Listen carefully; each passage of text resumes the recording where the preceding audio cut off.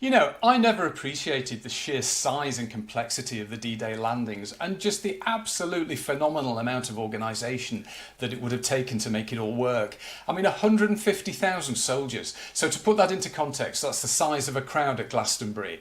So you're organising something on the scale of a Glastonbury festival, but not only that, you've got to get all those soldiers in one place, you've got to get them fully equipped and ready to fight, you've got to get them across the channel, you've got to organise it in secret because you don't want the Germans to know when you're doing it, or at least when, you know, how you're doing it, and you don't want them to know the details of your planning.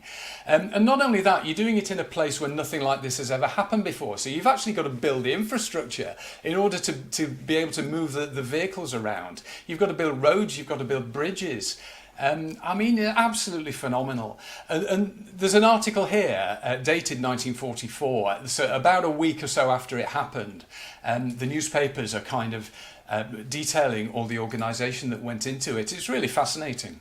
So the 15th of June 1944, so this is about a week after the D-Day landings, and the News Review is running a feature on the D-Day landings, kind of talking about the organisation of it, the planning of it. So it starts off with the title, "The Avenging Army Strikes."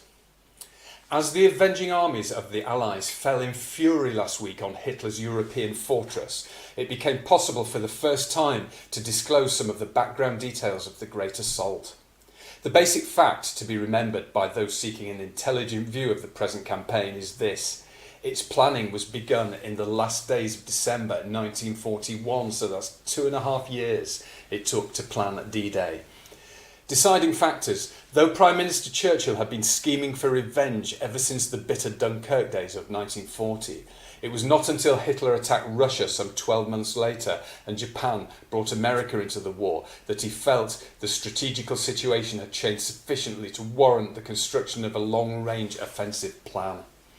So in December 1941, he summoned the chiefs of staff and informed them that he wished work to begin immediately on the preliminary planning of a Western European campaign. In the drafting of the plans, however, many snags appeared. It looked more than doubtful whether, if a beachhead were established, it could be developed into a knockout blow. And there was no certainty that Britain would be strong enough, if denuded of men and materials by overseas operations, including the war in the Pacific, to deal successfully with a counter-invasion should the Germans launch one. In the summer of 1942, therefore, with all his hopes dwindling, Winston Churchill asked President Roosevelt to see him in Washington. They conferred long and earnestly, and the upshot was that Roosevelt agreed it would be folly to attempt an invasion in the West at that time. An alternative plan was therefore agreed between them. Britain and America should concentrate first on clearing the Nazis out of Africa. He then goes on to talk about Montgomery at El Alamein in October of 1942, and it talks about the war in Africa. It then comes on to say that by the end of 1942, a clearer picture was developing of the possibilities of a successful assault in the West.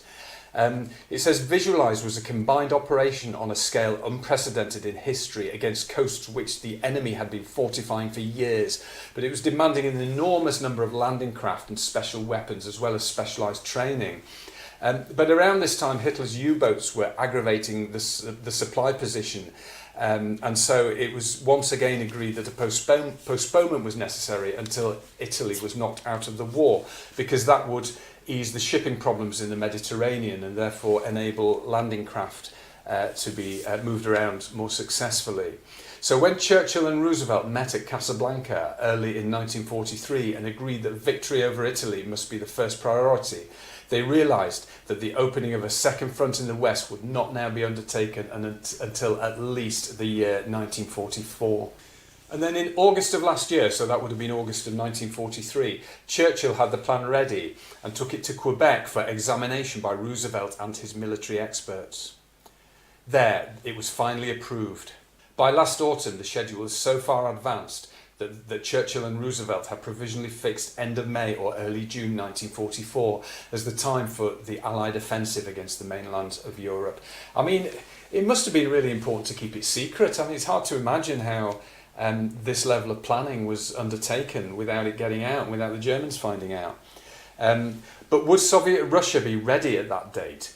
Close military coordination was essential if Germany were to be caught between a gigantic nutcracker movement. Stalin was therefore invited to meet Churchill and Roosevelt at Tehran last October. The provisional timetable was laid before him. He approved, promised Russia's full cooperation, undertook to time the Red Army's blows with those struck by the Western Allies in Italy and France. Meanwhile, organisational work had been started. Special training centres had been organised on the coast of Britain involving the clearance of many square miles of populated countryside so that live ammunition could be used.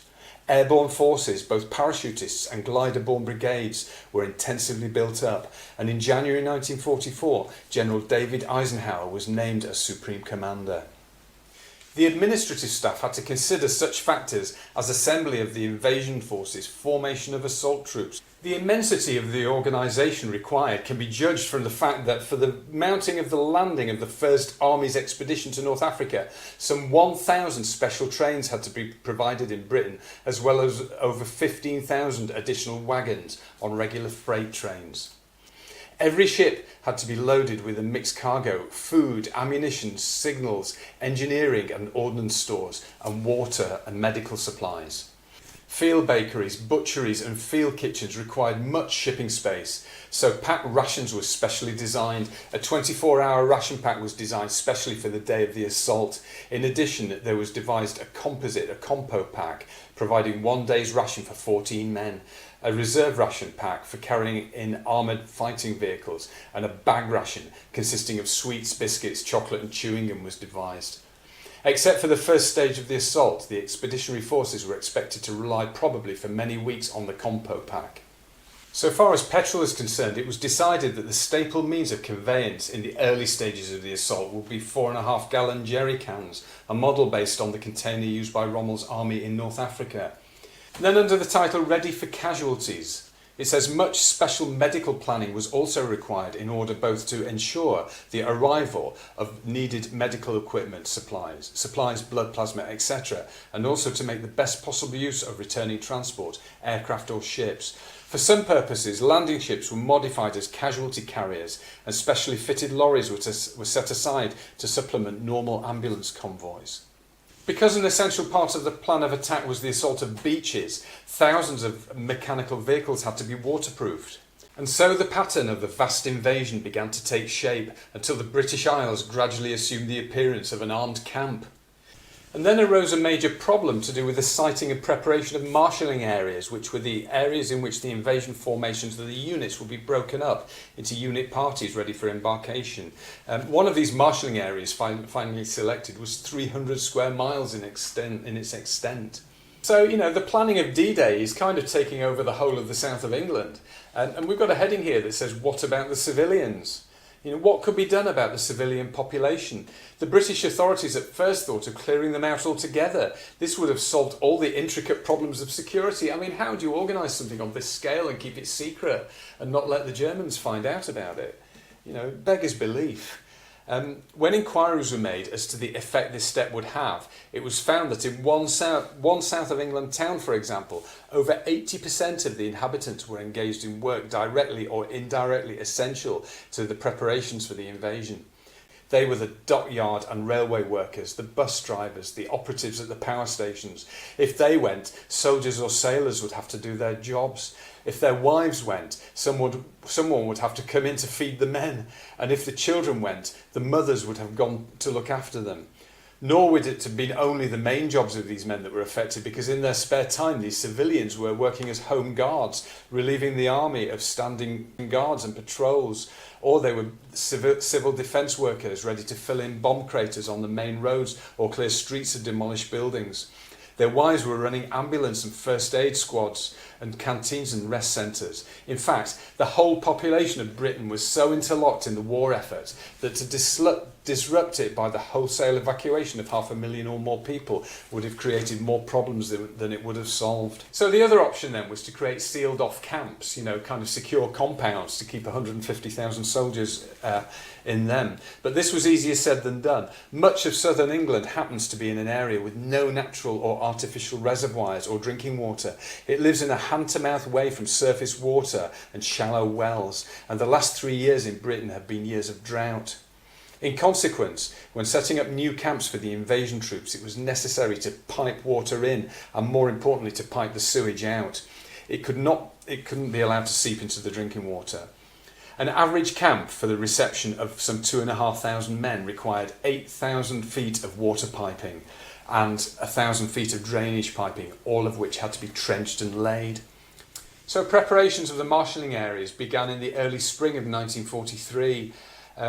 And it then goes on to say the colossal nature of this task can best be imagined from the list of what is required to make and maintain a camp for 2,500 men. And then it lists all the things you need for 2,500 men. They need 500 tents, 24 huts, a total area of 143,000 square feet, 250 water taps, 150 toilets, 4,000 square yards of paths, 8,000 yards of roads and 20,000 yards of hardstanding for vehicles. All of these camps had to be sealed off from the outer world behind a continuous wire fence regularly patrolled by regimental police. And because some of them were in areas never before used as a jumping off point for a fully armoured and mechanised invasion force, the network of roads and communications had to be overhauled.